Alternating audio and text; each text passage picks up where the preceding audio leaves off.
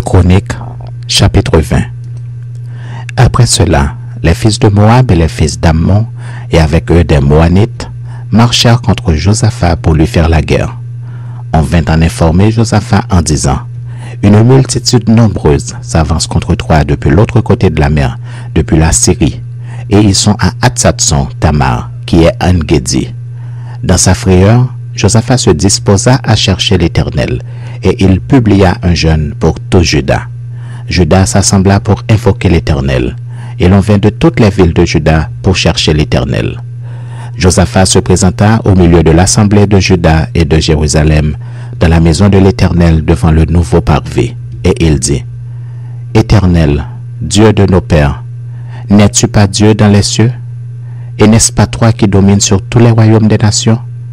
N'est-ce pas toi qui as en main la force et la puissance et à qui nul ne peut résister? N'est-ce pas toi, ô Dieu, qui as chassé les habitants de ce pays devant ton peuple d'Israël et qui l'a donné pour toujours à la postérité d'Abraham qui t'aimait?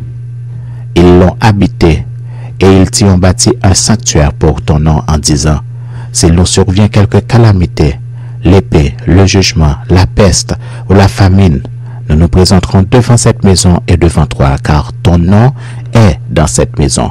Nous crierons à toi du sein de notre détresse, et tu exauceras et tu sauveras. Maintenant voici, les fils d'Ammon et de Moab, et ceux de la montagne de Séir, chez lesquels tu n'as pas permis à Israël d'entrer quand il venait du pays d'Égypte, car il s'est détourné d'eux et ne les a pas détruits. Les voici qui nous récompensent en venant nous chasser de ton héritage dont tu nous as mis en possession. Ô notre Dieu, n'exerceras-tu pas tes jugements sur eux? Car nous sommes sans force devant cette multitude nombreuse qui s'avance contre nous, et nous ne savons que faire. Mais nos yeux sont sur toi. Tout Juda se tenait debout devant l'Éternel avec leurs petits-enfants, leurs femmes et leurs fils. Alors l'Esprit de l'Éternel saisit au milieu de l'assemblée Jacaziel, fils de Zacharie, fils de Benaja, fils de Jéhiel, fils de Matania, lévite d'entre les fils d'Azaph.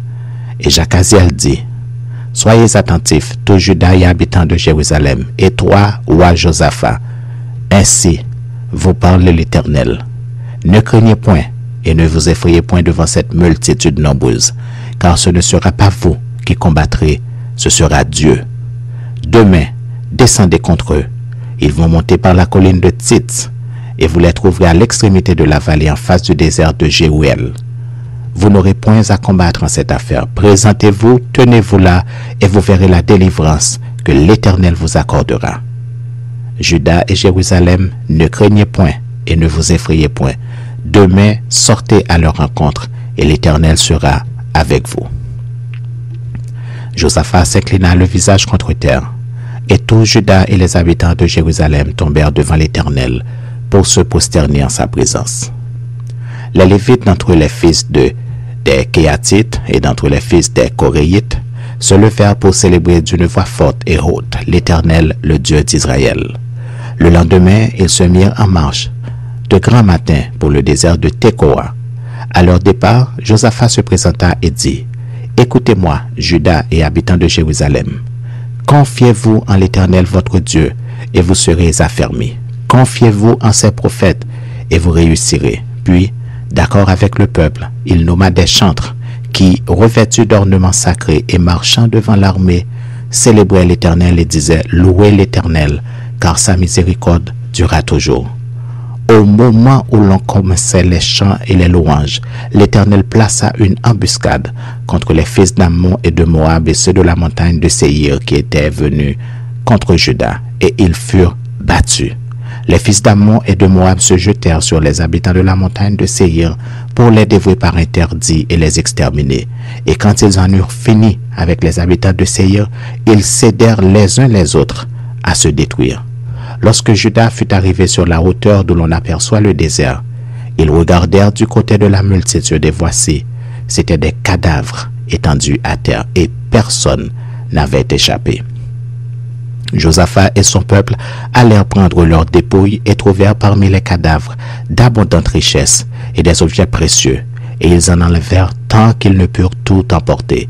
Ils mirent 3 jours au pillage du butin, car il était considérable. Le 4e jour, ils s'assemblèrent dans la vallée de Beraka, où ils bénirent l'Éternel. C'est pourquoi ils appelèrent ce lieu vallée de Beraka, nom qui lui est resté jusqu'à ce jour. Tous les hommes de Juda et de Jérusalem, ayant à leur tête Josaphat, partirent joyeux pour retourner à Jérusalem, car l'Éternel les avait remplis de joie en les délivrant de leurs ennemis. Ils entrèrent à Jérusalem et dans la maison de l'Éternel au son des luttes, des harpes et des trompettes. La terreur de l'Éternel s'empara de tous les royaumes des autres pays lorsqu'ils apprirent que l'Éternel avait combattu contre les ennemis d'Israël. Et le royaume de Josaphat fut tranquille et son Dieu lui donna du repos de tous côtés. Josaphat régna sur Juda. Il avait 35 ans lorsqu'il devint roi et il régna 25 ans à Jérusalem. Sa mère s'appelait Azuba, fils de Shilchi.